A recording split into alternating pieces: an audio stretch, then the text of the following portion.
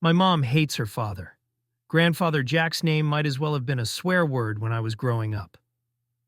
Dad told me the story once, on the condition that I never tell Mom I knew. Jack was married to my grandmother Kathy for 22 years before he cheated on her. It wasn't a midlife crisis or an intoxicated indiscretion either. He'd been going on fishing trips every other weekend for almost a year before Kathy figured out the fish was named Sally, and that she was half his age. Either Dad doesn't know the specifics or he wouldn't tell me, but I guess Kathy decided suicide was a less sinful way out than murder or divorce. That was before I was even born, but Mom hasn't spoken a word to her father since. I still got to know him, though.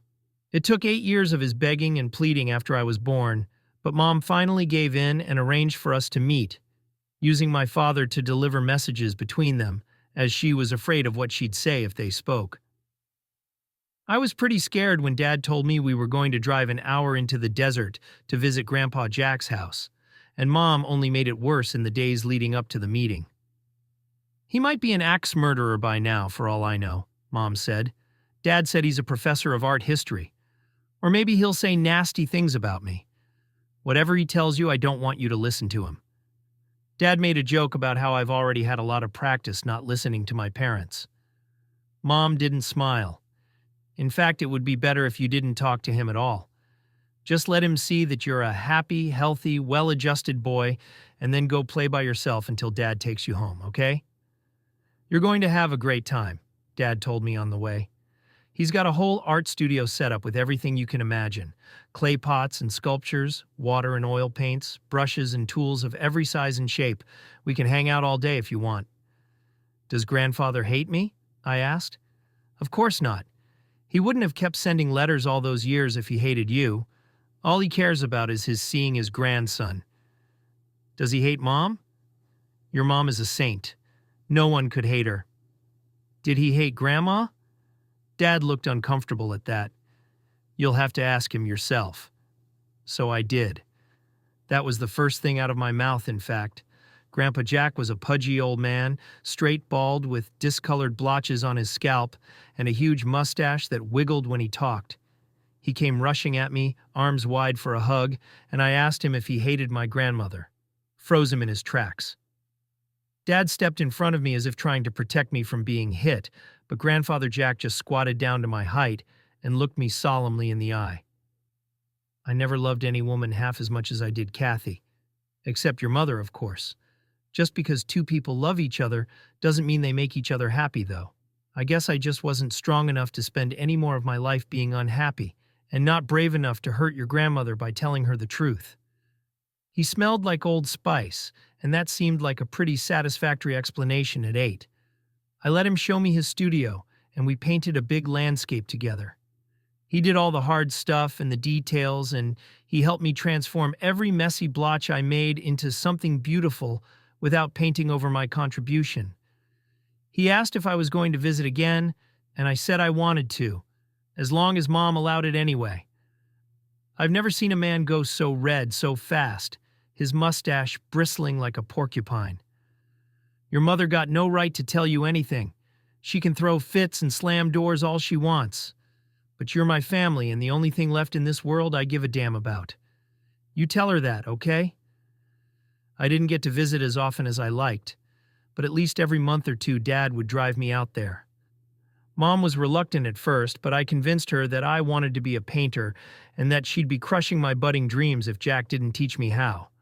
I loved the landscapes, but Jack's specialty was portraits, and his passion for them soon rubbed off on me. A good portrait only depicts the subject, he told me once.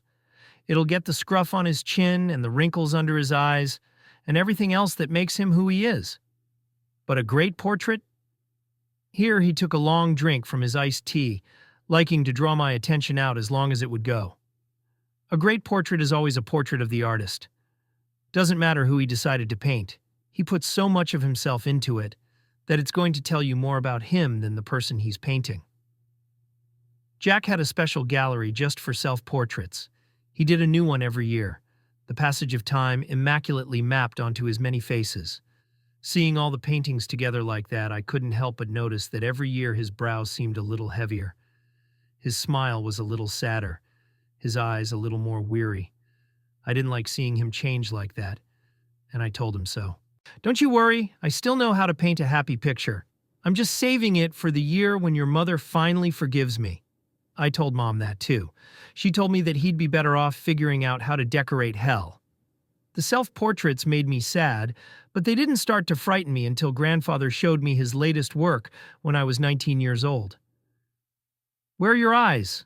I asked, staring at the blank pools of flesh dominating his latest portrait. The lines were more jagged than his previous work, making his sagging face seem to be carved from marble. "Right behind my glasses, silly," he said. "Why didn't you paint them?" He studied the picture, seeming to notice for the first time. "Would you look at that?" he mumbled. "Doesn't matter. You can tell it's still me, can't you?" More features were missing in the portrait next year. The whole face seemed to be sliding, almost as if the skin was a liquid that was dripping right off. He couldn't figure out why I was making such a fuss over it. "Looks like me to me," he grunted.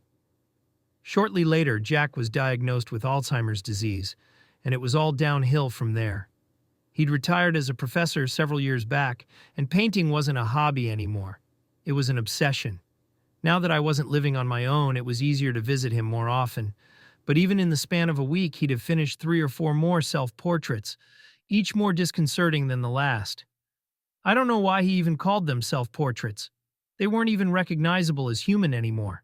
Just tormented flesh, grotesquely and unevenly contoured, as though the underlying skeleton was replaced with a haphazard pile of trash. He'd get angry if I didn't recognize him in his pictures. He said he was painting who he was, and if I didn't see that, then I was the one who was blind. A few days later, and he'd be excited to show me his next one, completely forgetting that the last one even existed at all. "When is your mom going to come see? I've been calling her all week." He even forgot that she hates him too. Every time he'd ask, and every time I'd make a vague excuse and promise she'd be there next time. He was 86 when he had his stroke. He didn't paint again after that, and within the year he was gone. Dad and I went to the funeral, but Mom just locked herself in her room. Grandfather still left everything to her anyhow, saying in the will that I may not be able to give her a home, but at least I can give her my house. She didn't want to even set foot in the place, though, so a week or so later I went to start boxing up the stuff for her. That's when I saw his final painting. I was dreading even going into his studio, and not just because I knew it was going to be the biggest job. I started stacking the abominable canvases face down so I wouldn't have to look at them, but I couldn't help but notice this one was different. It was so perfect that it could have been a photograph. The self-portrait showed Jack lying peacefully in his casket, hands crossed over his chest, eyes closed. It was strange that he'd been able to paint it so precisely, considering the rest of his recent work littering the room. I sat there for a while thinking how heartbreaking it was for him to predict his own death like that. I left the painting out while packing, thinking of hanging it in my apartment to honor him. There were plenty of less morbid pictures to choose from, but this one felt like it was really him who painted it, not the disease which had ravaged his mind. It made me think that his spirit was at rest somewhere, and that made me glad. I hung it in my bedroom that night, saying goodnight to him just as I'd done on the dozens of sleepovers where I'd laid my sleeping bag at the foot of his bed. I fell asleep quickly, exhausted from the manual work that day. I slept straight through the night, not even dreaming as far as I can remember. Then, sitting up in the morning, the first thing I saw was Jack staring back at me from his portrait, the one that had shown closed eyes the night before. Maybe it was like that yesterday, and I didn't notice, I thought. But that didn't sit right with me at all. I remembered how Jack always used to get angry when I didn't see the same thing as him in his pictures. Maybe he was right, and I really was just blind. I didn't think too much of it until the next night when I woke up and the painting was screaming. No sound, I wasn't that mad yet, but the mouth was open, twisted and frozen in unending agony. I just sat in bed, breathing hard, staring at the colorless torment in the weak light from my window. I kept lying back down and trying to convince myself it was a dream, unable to sit still for more than a few seconds before jolting upright again to stare at the painting. It took me almost half an hour to finally get out of bed and turn the lights on. I laughed out loud to see him sleeping peacefully in the casket, with his eyes closed, but I still slept with the light on the rest of the night. In the morning, his eyes were unmistakably open once more. I didn't blame Jack's painting. I blamed myself for being blind like he always scolded me about. I called my mother and told her about my weird dream on her voicemail. "Grandpa Jack is in pain," I told her. I would have said more, but I felt stupid and hung up shortly after. I didn't actually hear the screaming until the second night, and by then it was already too late. Sometime in the early morning, I was out of bed and halfway across the room before I was even fully awake. The sound ripped me from my bed so fast that I didn't even realize it was coming from the painting. There was enough light to see grandfather's features twisted in agony. My downstairs neighbor started pounding on the roof. That only seemed to make the screaming louder. The thrum of blood in my ears matched the beat, then raced past. I tried to run, but my door handle wouldn't turn. I didn't struggle long. To stand by the door, I had to be right next to the portrait, and the sound was excruciating. Next, I pulled the painting from the wall. Hanging behind it was a second painting, one I'd never put there. One of the disfigured ones with its lump flesh all supported wrong from underneath. I saw this as a sign, although I was too freaked out to guess at what, so I hung the screaming painting back to cover up that abomination. Re-secured to the wall, I started to retreat toward the window. I didn't make it more than a step before a firm grip grasped my wrist and pulled me back. One of grandfather's hands no longer ended at the canvas. Cold, pale skin, its nails digging into me, relentlessly dragging me back toward the picture as though through an open window. At this point, I was screaming too. Someone started hammering on my door. I tried to brace myself against the wall with my feet. The pale hand shook for its effort, but it was still stronger, inch by inch pulling me into his coffin.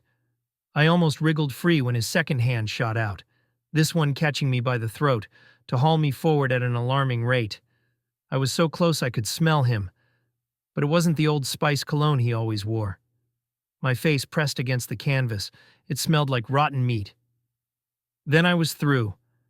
I clenched my eyes shut, helpless as his cold arms wrapped around me. It was quiet on the other side.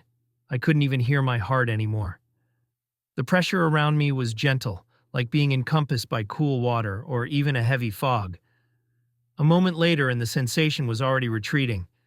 I opened my eyes to find myself standing in my bedroom, facing the portrait on the wall. Hands folded across his lap, eyes closed, just like it ought to be. I spent the next half hour profusely apologizing to my neighbors. I'm lucky I didn't get locked up. After that, I called my mom, surprised to find her in tears. "Are you okay? Where are you?" I asked. "I'm okay. Dad's okay. I visited him in the cemetery this morning. It's stupid of me, right?" She paused to sniffle and blow her nose. "Do you think he knows?" I told her, I think he was pretty pleased about that, and that it made me happy too. I don't know what would have happened to me if she hadn't,